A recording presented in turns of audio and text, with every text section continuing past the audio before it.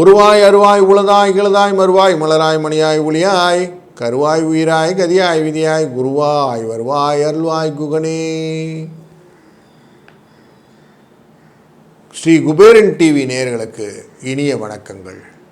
இன்றைய நாளிலே நாம் 6ஆம் தேதி அக்டோபரிலிருந்து 12ஆம் தேதி அக்டோபர் வரைக்குள்ள காலகட்டங்களிலே ஒரு ராசிக்கும் எப்படி பலன் இருக்குது என்று கணிக்கப் போகிறோம். வாருங்கள். வணக்கம் விருச்சிக ராசி அன்பர்களே. இந்த வாரம் பரணி நட்சத்திரத்திலிருந்து ஆரம்பித்து மிருகசீர்ஷம் நட்சத்திரம் வரைக்கும் செல்லக்கூடிய சந்திரனின் பிரயாணம் உங்களுக்கு எப்படி இருக்குன்னு பார்க்க போகிறோம்.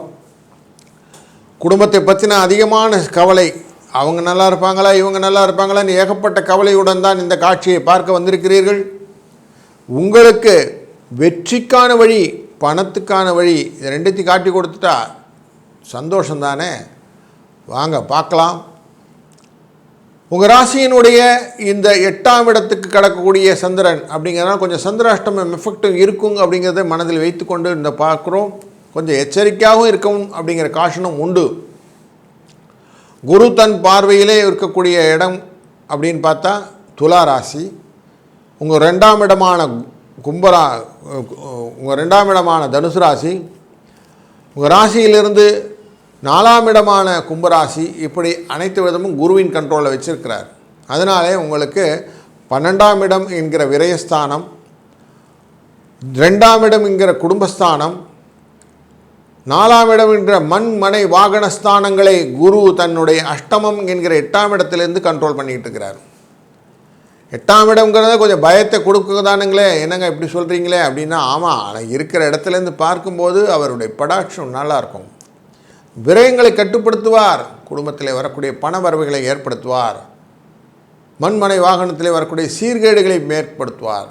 ராகு பெருசாக வச்சிட வேண்டியதை கம்மி பண்ணி விடுவார், கவலைப்படாதீங்க.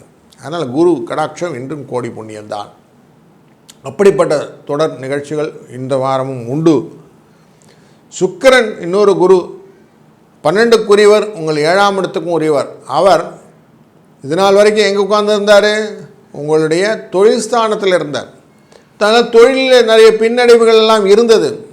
இந்த வாரம் 10ஆம் தேதி அன்று தன்னுடைய இடத்திலிருந்து மூவாய் கன்னிராசிக்குள்ளர போகிறார். சூரியனோடு சேர்ந்து அமரப்போகிறார்.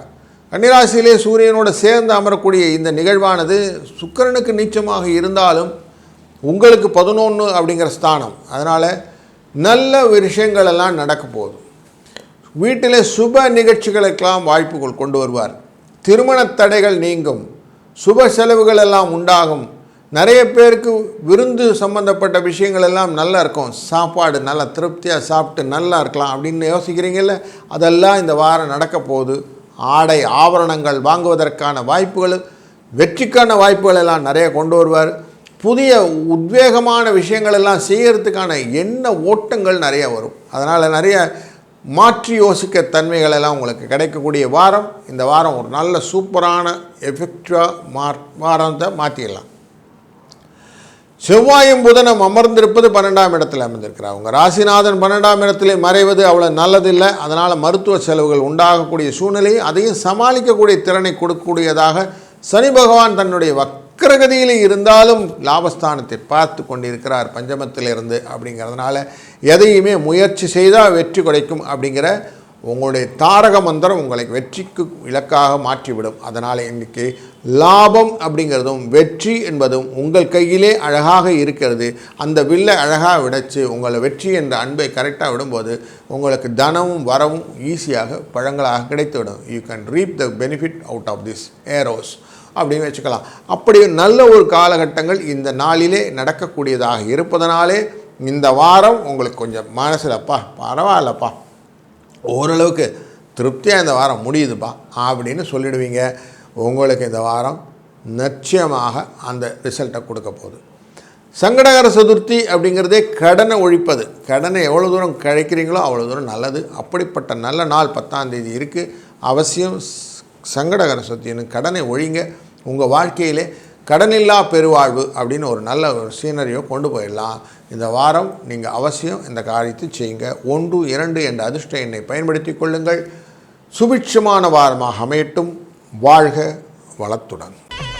ஸ்ரீ குபேரன் டிவியை பார்த்தமைக்கு நன்றிகள். மேலும் இது போன்ற தகவல்களை தெரிந்து கொள்ள ஸ்ரீ குபேரன் டிவியை சப்ஸ்கிரைப் செய்யுங்கள். மறக்காமல் பெல் ஐக்கானை கிளிக் செய்யுங்கள்.